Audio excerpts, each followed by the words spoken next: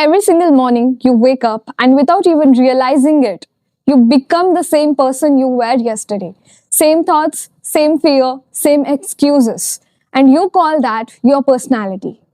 Doctor Joe Dispenza की book है breaking the habit of being yourself, और इसका पहला चैप्टर एक ऐसे आइडिया से शुरू होता है जो शायद तुमने पहले कभी सीरियसली नहीं सोचा होगा। तुम्हारी पर्सनालिटी तुम्हारी रियलिटी क्रिएट करती है। यस, मतलब जो तुम सोचते हो, जो तुम फील करते हो, जो रिपीट करते हो दिन रात, वही तुम्हारी जिंदगी बन जाती है। ये कोई फिलॉसफी नहीं है, ये एकदम न्यूरो साइंस है। और आज हम समझेंगे एग्जैक्टली कैसे ये वर्क करता है। सोचो, एक नॉर्मल सी सुबह है, अलार्म बजती है, तुम उठते हो और बिना सोचे समझे same routine, same thoughts, same mood. आज भी कुछ नहीं होगा, मैं इतना कैपेबल ही नहीं हूँ, लोग मुझे समझते ही नहीं है। ये थॉट्स तुम्हारी फीलिंग्स नहीं है, ये तुम्हारे ब्रेन का ऑटोमेटिक प्रोग्राम है। डॉक्टर जो डिस्पेंजा कहते हैं 95% of who we are by the age 35 is set of memorized behaviors, emotional reactions, hardwired attitudes and unconscious habits। मतलब तुम्हारा 95% हिस्सा एक रोबोट की तरह काम कर रहा है और बाकी 5% तुम सोच रहे हो कि तुम फ्रीली जी रहे हो। Scary right? अब क्वेश्चन आता है, अगर मैं एक हैबिट हूं तो फिर रियल में मैं कौन हूं? डॉक्टर जो डिस्पेंजा का जवाब सिंपल है, your personality is made of how you think, how you act and how you feel. और ये तीनों चीजें टाइम के साथ लूप में फंस जाती हैं।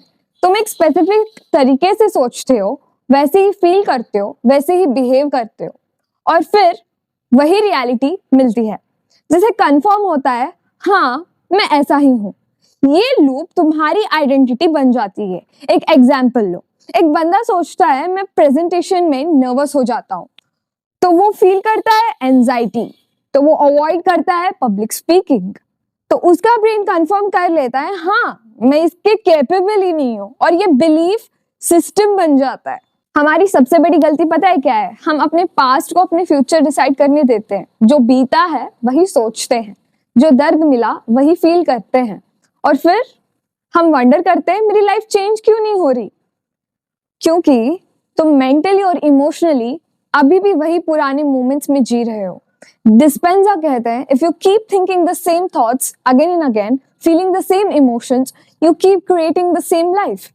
जो तुम फील करते हो वही तुम अट्रैक्ट करते हो, जो तुम रिपीटेडली सोचते हो वही तुम्हारा ब्रेन नॉर्मल मानने लगता है, और ब्रेन जो नॉर्मल मानता है वही दुनिया उसे दिखाती है। इसीलिए चेंज सिर्फ एक्शन से नहीं होता, चेंज आता है थॉट और फीलिंग्स के लेवल पर। तो फिर क्या करें? अवेयरनेस। आज से एक काम करो, जब भी कोई नेगेटिव थॉट आए रुको, ऑब्जर्व करो और अपने आप से पूछो ये थॉट मेरा है या ये सिर्फ मेरा प्रोग्रामिंग है? ये एक सिंपल क्वेश्चन तुम्हारी पूरी जिंदगी बदल सकता है, क्योंकि जब तुम अपने थॉट्स को ऑब्जर्व करोगे तुम उनके स्लेव नहीं रहते, तुम उनके ऑब्जर्वर बन जाते हो, और ऑब्जर्वर होना पहला स्टेप है एक नए इंसान बनने का। डॉक्टर जो डिस्पेंजा कहते हैं becoming conscious of your unconscious behaviour. जब तक तुम ये नहीं जानते कि तुम क्या कर रहे हो, तुम बदल ही नहीं सकते। Here's the truth, nobody tells you. You're not stuck because of your circumstances. You are stuck because of your own identity. The story you keep telling yourself about who you are.